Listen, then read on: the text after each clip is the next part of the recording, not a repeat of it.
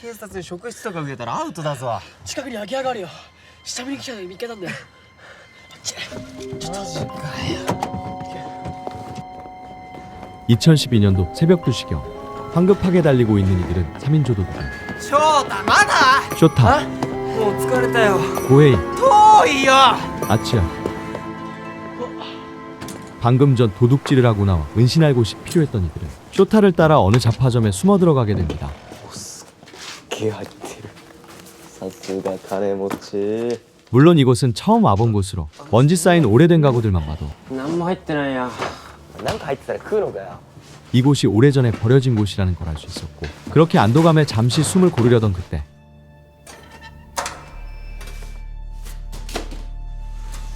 갑자기 잡화점 안으로 들어온 편지로 인해 これが落ちるとこ。 다시금 그들이 불안감이 올라오기 시작합니다. 하지만 誰もいなかった。 건물 주변엔 아무도 보이지 않았고 浪屋雑貨店様へ。 들어온 편지 또한 戦略。昨日ジョン・レノンが死にました。ってことは、これ32年前に書かれた手紙ってこと？ 믿을 수 없는 고민 상담 편지였으나 誰かの悪ふざけだろ。 사소한 것조차 불안 요소로 작용할 수 있기에 誰かがこのボロ屋に来たってことが問題だろう。でも警察じゃないでしょ。 이들은 또다시 도망치기 시작합니다. 헌데 이상한 점은 待って。あ、この道さっき通った。 그들은 계속 같은 곳을 맴돌고 있었고, 그리고 더욱 이상한 점은 지금은 운행할 리 없는 오래된 전차와 함께 자신들이 지금 서 있는 곳이 다름 아닌 なんだよこれ。戻ってんぞ。 나미야 잡화점이라는 사실이었습니다. 何が起きてんだ。大体てめえがこんな気味の悪いボロ屋連れてくるからだろうが。 그들이 불안감을 느끼는 이곳 나미야 잡화점은 예전부터 독특한 점이 하나 있었는데 あった。悩み解決の雑貨店。 그건 어떠한 고민도 들어주는 상담소로서 シャッターの郵便受けに投げ込んでおけば、翌日には店の脇の牛乳箱に回答が入っている。 잡지에도 실릴 정도로 당시 주변에선 유명한 가게였습니다. 그렇다 하더라도 이미 폐가가 되어버린 가게에 今でもお悩み相談やってるとか。いや、ありえねえだろ。だってこれ73年の記事だぞ。そっか。 고민 상담 편지를 넣는다는 건 도무지 이해되지 않았고, 게다가 더욱 믿을 수 없는 건 昨日ジョン・レノンが死にました。 편지를 쓴 날짜가 30년 전이라는 사실. 믿을 수 없는 일들로 인해 불안감을 떨치기 어려운 상황 속에서 갑자기 고헤이가 뜻밖의 이야기를 꺼냅니다. ねえ、俺この魚屋ミュージシャンと一緒に返事書きたい。は？ 30년 전에 썼다는 믿을 수 없는 편지에 상담을 해주자는 것이었죠. だって俺みたいな人間が誰かの相談乗れるなんてことめったにないし。勘弁してくれよ。 시대는 과거 1980년도. 당시에도 나미야 잡화점은 이미 폐업한 지 오래되었으나 그럼에도 고민이 많던 의뢰인은 浪屋雑貨店様へ。前略。昨日ジョン・レノンが死にました。 결국 편지를 써 내려가기 시작했죠. 浪屋さんがビートルズに興味があるかどうかは知りませんが、僕は彼らに憧れてギターを手にした者の一人です。音楽の道で生きていこうと大学を中退して3年。僕は今迷っています。 나미야 잡화점의 상담 방법은 간단했습니다. 한밤중 가게 안으로 고민 상담 편지를 집어넣으면 다음날 새벽 건물 옆 우유 상자 안에 답장이 들어오는 방식으로 진행되었죠. これで満足したか？ 그런데 이상하게도 그 편지가 32년이라는 시간을 뛰어넘어 우연히 잡화점에 숨어든 도둑들이 손에 들어가게 되고, 그리고 더욱 이상한 점은 답장 역시 32년 전이 과거로 다시 보내지게 되었다는 사실이었죠. 물론 정성스레 답장을 작성하였으나 こういうアマチュアには現実を教えてやった方が本人のためになるんだよ。な？魚屋ミュージシャンさんへ。悩み確かに受け取りました。何の苦労もなく家業を継げるのに贅沢な悩みですね。音楽で食べていけるのなんて一部の人間だけですよ。 가스로에겐 실망스러운 답변일 뿐. 家業といってもいつ潰れてもおかしくない小さな魚屋です。自分の可能性にかけてみるのも一つの考えだと思います。 그래서 다시 한번 편지를 작성했지만 그럼에도 다시 돌아온 답장은 どんな音楽をやってるのか知りませんが、あなたに才能はありません。3年も続けて芽が出ないことがその証拠です。 더욱 처참할 뿐이었죠. 僕は遊び半分で音楽をやっているわけではありません。直接お会いして僕が作った曲を聴いてほしいです。 그래서 이번엔 마지막이라는 생각으로 返事来るかな。表に見張っとく。いや、誰かに見られたくない。あ、し 편지와 함께 자신이 음악을 직접 전하기로 결심합니다.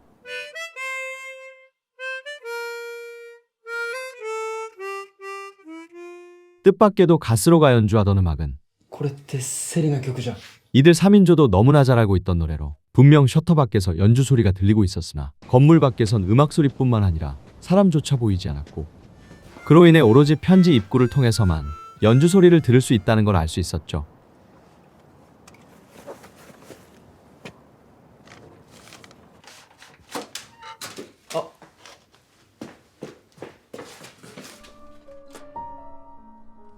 생선가게 뮤지션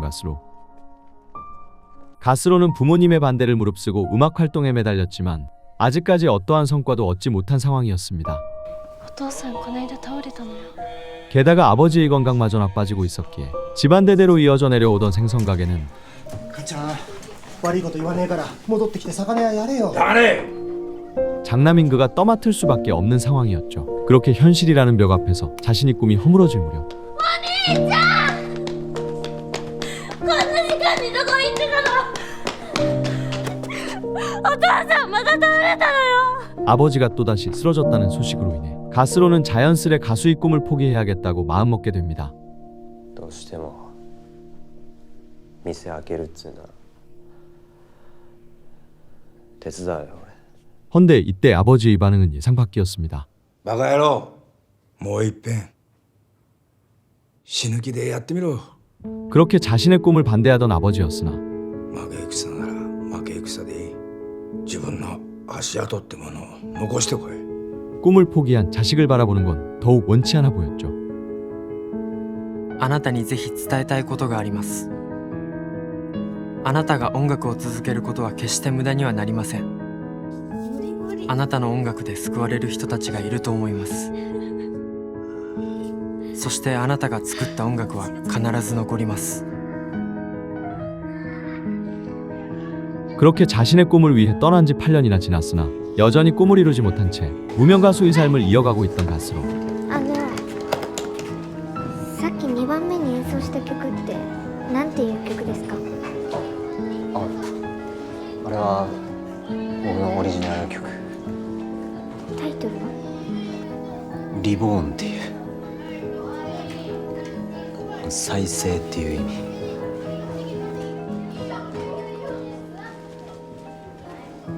그러던 중 공연을 위해 찾은 고아원에서 뜻밖의 일이 벌어지고 맙니다. 今ニュースでやってたんですけど電車が河川事故で止まっちゃってるみたいなんですよ。 기차 운행이 중단되는 바람에 부득이하게 하룻밤을 묵게 되고 게다가 그곳에서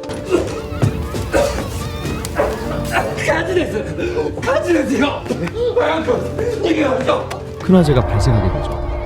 모두들 건물 밖으로 대피한 듯 하였습니다. 한 소녀의 동생만은 보이지 않았습니다. 그래서 다시 건물 안으로 들어간 가수로 다행히 소녀의 동생을 찾아 탈출을 시도하였어요. 자신만은 빠져나오지 못한 채 親父俺足跡残せたから負け戦だったけど 결국 가스로는 그곳에서 생을 마감하게 됩니다. 그렇게 그와 함께 그의 노래도 영원히 사라질 듯하였으나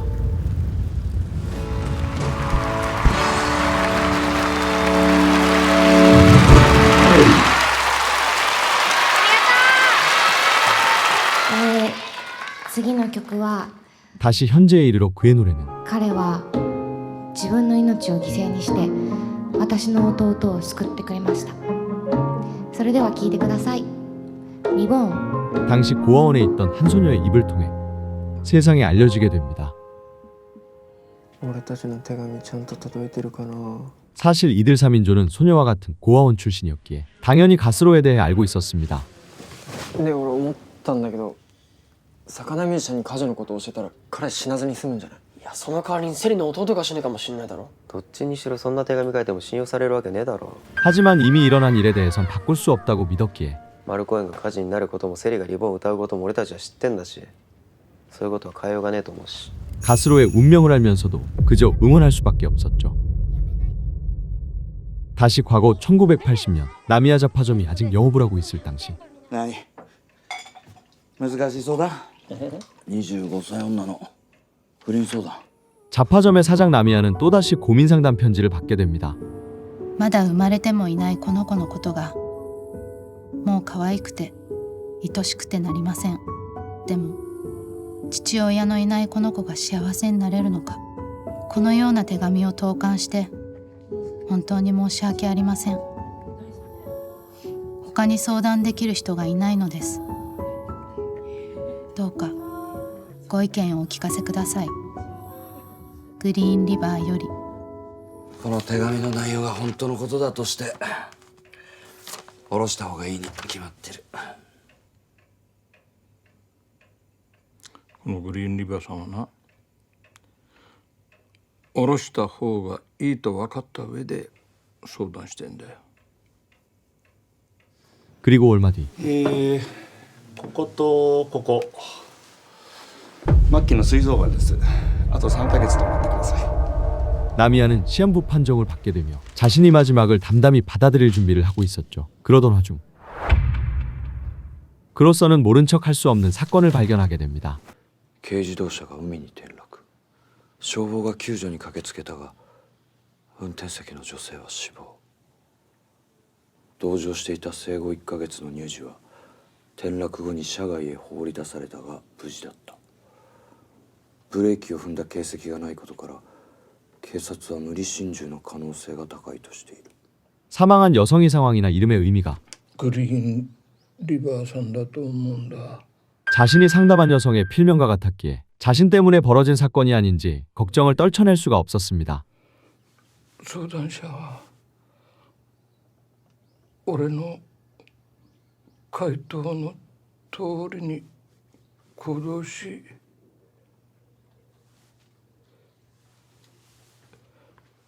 とんでもない不幸になってしまった。 지금껏 자신이 해왔던 상담들이 혹시 누군가의 삶에 잘못된 영향을 끼친 건 아닌지 걱정과 후회로 괴로워하던 그에게 마치 무언가 암시라도 하듯 매일 밤 같은 꿈을 꾸게 되죠. 그리고 그 꿈이 반드시 실현될 것이라고 믿었던 나미야. これは単なる夢じゃない。俺にはわかる。 그는 자신의 아들에게 나미야 자파점으로 데려가 달라는 부탁과 함께 편지 한 장을 전달합니다. 今読んでもいいぞ。私の33回忌に以下の内容のことを世間の人に告知してほしい。丸月丸日、ここは当然私の命日が入る。午前0時から夜明けまでの間、浪屋雑貨店の相談窓口が復活します。 바로 자신의 33주기 때 다시 한번 자파점 이상당 창구가 열린다는 사실을 알려달라는 것. 또한 말도 안 되는 이야기처럼 들리지만 자신이 죽은 뒤 33년 후에 편지를 받기 위해선 반드시 나미야 자파점에 와야만 했습니다. 그리고 기적처럼 高行か。いたずらだったら承知しないぞ。 나미야가 꿈에서 봤던 장면들이 현실로 눈앞에서 펼쳐지기 시작했죠. 편지들은 모두 33년 후의 미래에서 자신을 추모하기 위해 보내진 것들로 자신의 상담은 결코 헛되지 않았으며 그 상담들이 삶의 밑거름이 되어 많은 이들에게 도움을 줬다는 사실을 알 수 있었습니다. 헌데 그 수많은 편지들 가운데 ナミヤ様へ本屋限りの復活をネットで知りいても立ってもいられず筆を取りました。 나미야가 상담한 적이 없던 한 여성으로부터 편지를 받게 됩니다. 그녀는 마루코엔이라는 고아원에서 자란 소녀로 私は当時の新聞を調べる中である記事を見つけてしまったのです。 얼마 전 불우한 사건 속에서 세상을 떠난 母でした。 고민 상담자의 딸이었습니다. 그렇게 우연히 출생의 비밀을 알게 된 그녀는 私は精神不安定に陥りました。 그만 안타까운 선택을 하게 됩니다. 다행히 목숨은 건졌으나 私は不倫でできた子だった。 자신의 출생의 비밀과 어머니가 자신과 함께하려 했던 극단적 선택으로 인해 마음만큼은 이미 깊은 어둠 속에 갇혀 있었죠. 園長先生から預かってきた。 그러나 그런 그녀에게도 반드시 알아야만 할 진실이 있었습니다. それは母の遺品の中にあったもので、ナミヤさんから母に向けての回答の手紙でした。大事なことは生まれてくる子供が幸せになれるかどうかです。子供を幸せにするためならどんなことにも耐える。あなたにその覚悟がないなら産むべきではありません。エコちゃんのお母さん、その手紙ずっと持ってたんだって。 그 편지를 통해 자신이 어머니의 진심 어린 사랑 속에서 태어난 소중한 존재였다는 것과 또한 신문에 실렸던 사건은 母が事故を起こした日、彼女は夜も昼も働き詰めで、熱を出した私を病院に連れて行くために友人から軽自動車を借りていました。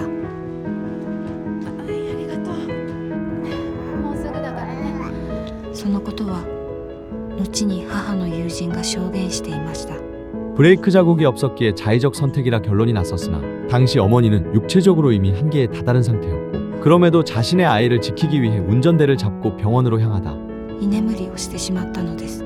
결국 의도치 않게 발생한 사고였다는 사실이었죠. それ以来、私は母の思いを胸に自分の人生を精一杯に生きてきました。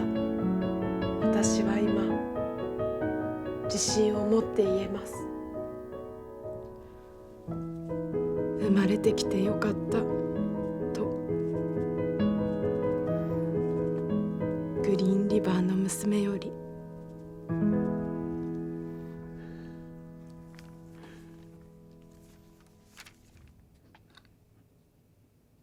人生の最後に素晴らしいご褒美をいただいたような気分です。 그런데 또다시 또 한 통의 편지가 가게 안으로 들어옵니다. 그렇게 찾아든 편지는 나미야 생의 마지막 편지이자 어찌된 일인지 의도를 알 수 없는 백지 그대로의 편지였죠. あ、消えた。 다시 2013년 그리고 이번에도 1980년도에 또 다른 고민 상담 편지가 도착합니다. こんにちは、ナミヤ雑貨店様。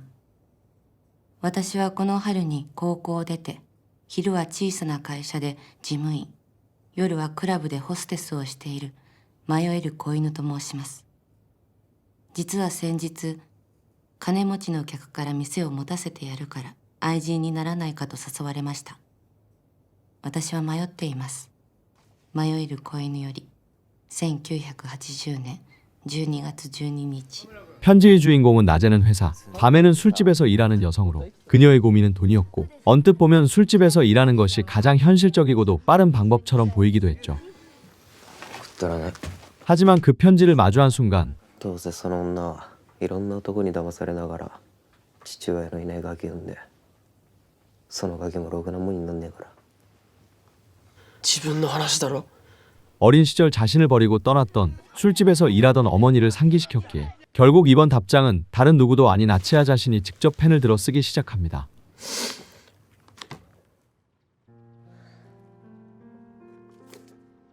あなたが考えてるほど世の中は甘くないですよ。地道に事務員として働くことがあなたを育ててくれた人への恩返しになるんじゃないでしょうか。ナミヤ雑貨店様、回答ありがとうございます。手厳しいご意見に正直失望しました。私は決して世の中を甘く見ているわけではありません。クラブの客の愛人になって店を持たせてもらうという発想は世の中を甘く見ているように聞こえます。店がうまくいったらその方にはお金を返します。店がうまくいかなかったらどうするつもりですか。失敗しないように勉強します。どういう勉強をするんですか？店を開いた後の経営プランはあるんですか？そもそもそのお客さんは本当に信用できるんですか？どうしてそんなにお金が必要なんですか？両親を早くに亡くした私は養護施設で育ちました。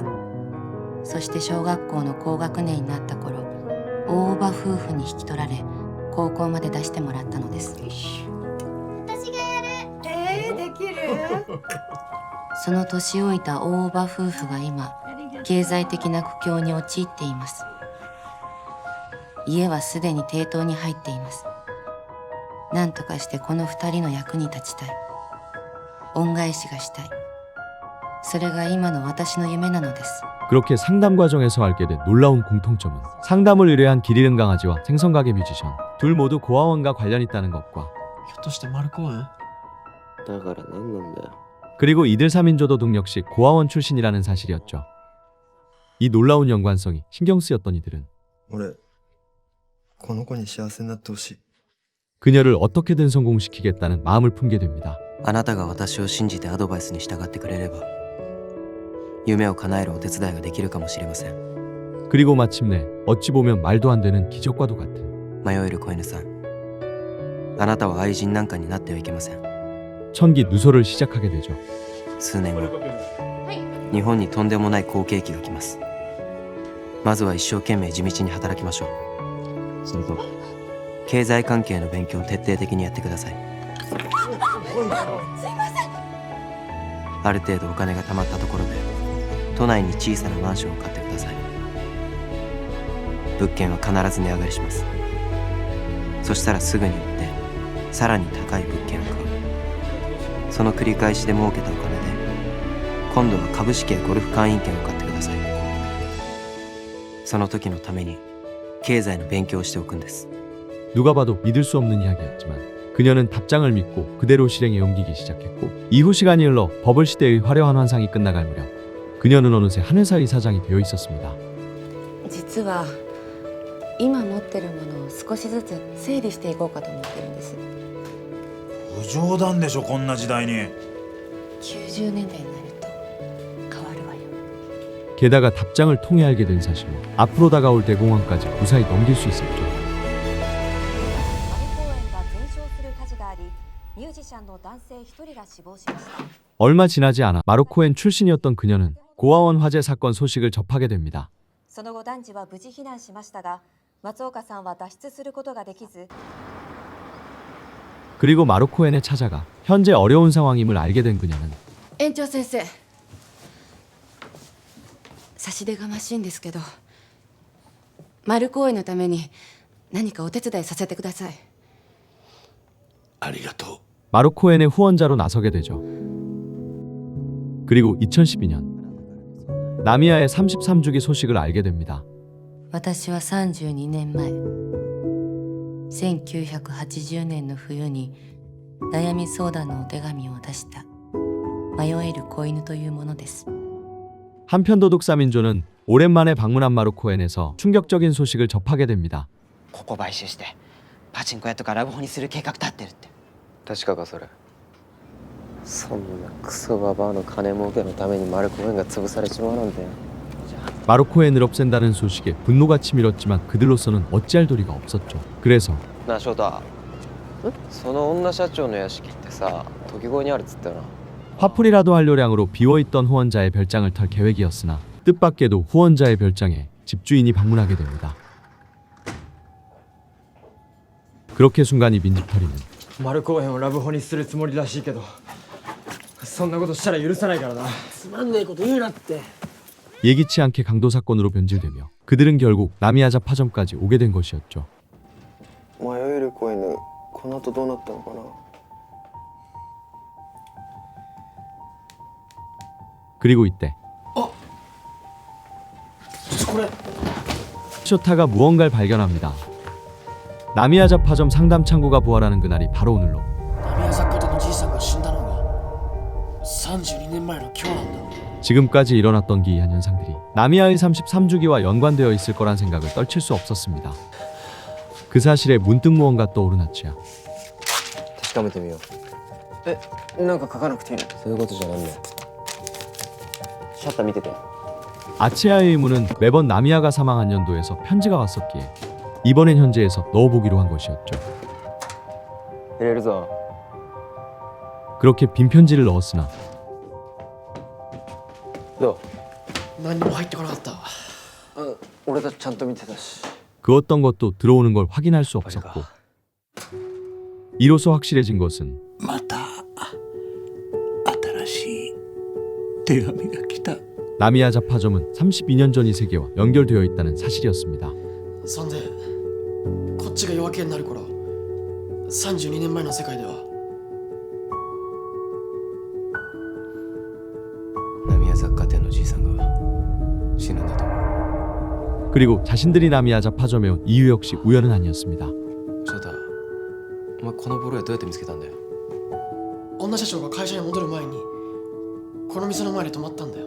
何のために？知らないけどこの店の看板をじっと見上げてた。 자신들이 도둑질한 집주인과 이곳 나미야 자파점이 연관되어 있다는 사실, 그리고 훔쳐온 그녀의 가방 안에서 뜻밖의 편지를 발견합니다. 私は32年前1980年の冬に悩み相談のお手紙を出した迷える子犬というものです。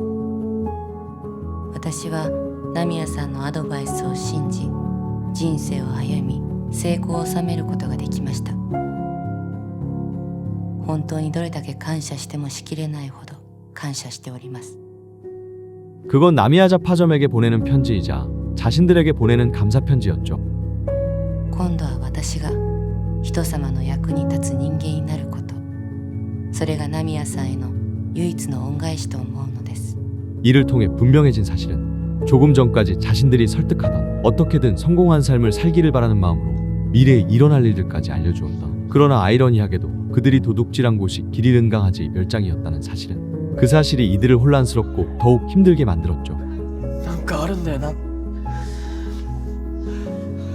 なんかってナミヤ雑貨店と丸公園を結ぶ何かだよ。見えない糸っつうか誰かが空の上からそれを操ってる気がする。 나미야의 33주기를 기점으로 과거와 현재가 연결되었고 또한 오늘 일어난 모든 사연들은 마루코엔과 인연이 있던 사람들로 俺たちがあの屋敷に行ったのも偶然じゃない。 자신들이 벌인 사건과 이곳에 오게 된 이유조차 모두 누군가가 안배한 운명처럼 다가왔습니다. うっせんだよ。 하지만 그렇다 하더라도 てめえらちょっと頭冷やせ。自首でもすんのか？あ？そんなに刑務所行きてえかよ。 자신들이 저지른 범죄는 결코 그냥 넘어갈 일이 아니었죠. 그러나 더 이상 자신의 잘못을 모른 척할 수 없던 고해이. 俺あの人のとこ戻る。もう何言ってんだよおい。 그리고 쇼타 역시 あつやもう勝手にしろよ。 그대로 자파점을 떠납니다. 하지만 끝까지 망설이던 아치야. 그는 결국 아침이 되어서야 이곳을 떠나게 됩니다. 그렇게 떠나기 전 마지막으로 열어본 우유 상자는 뜻밖에도 한 통의 편지가 들어 있었죠. 七種の権兵衛様へ、あなたが白紙の手紙をくださった意味をじじいなりに考えてみました。思うにこれはあなた自身の心を表しているのではないでしょうか。今のあなたには自分の道が見えていない。でもどうか絶望しないでください。どうか諦めないでください。あなたの未来はまだ白紙です。白紙だからどんな未来も描けます。すべてがあなた次第なのです。何もかもが自由で、可能性は無限に広がっています。その人生を悔いなく燃やし尽くされることを心より祈っております。悩み相談の回答を書くことはもうないと思っておりました。最後に素晴らしい難問をいただけたこと感謝いたします。本当にありがとうございました。남이야雑貨店. 세상을 불신하며 자신이 잘못해서 도망치던 아치아는 미래의 자신을 응원해주는 답장을 통해 마침내 자신이 잘못과 마주할 용기를 얻습니다. 그리고 새 친구들과 함께 앞으로 나아가며 이야기는 끝이 납니다.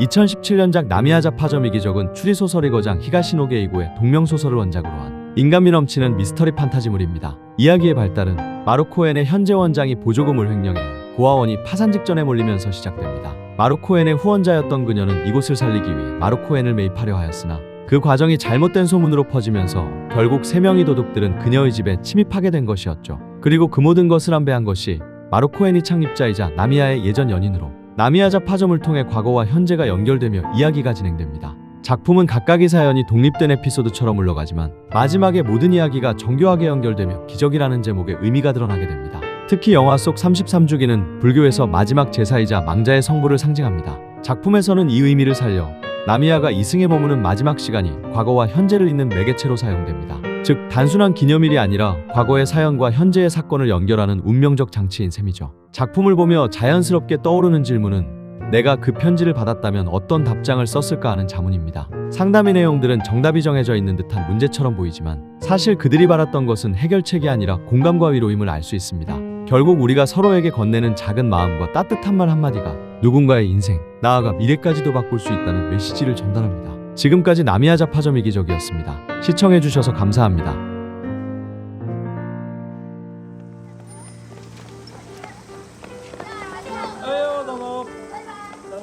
出てる。テストでいつも100点取るにはどうしたらいいですか。100点こそ。先生に頼んであなたについてのテストをしてもらってください。自分に関する問題ならあなたの答えは全て正しい。だから100点満点のはずです。おいちゃんこんにちは。宮雑貨店。なんだよ、こんな答えインチキじゃん。さすがじゃ、ナミヤのおっさん。答え出したんだからよ。学習のところ買ってけ。こんな答えで買ってけるかよ。そうか。買えねえか。うん。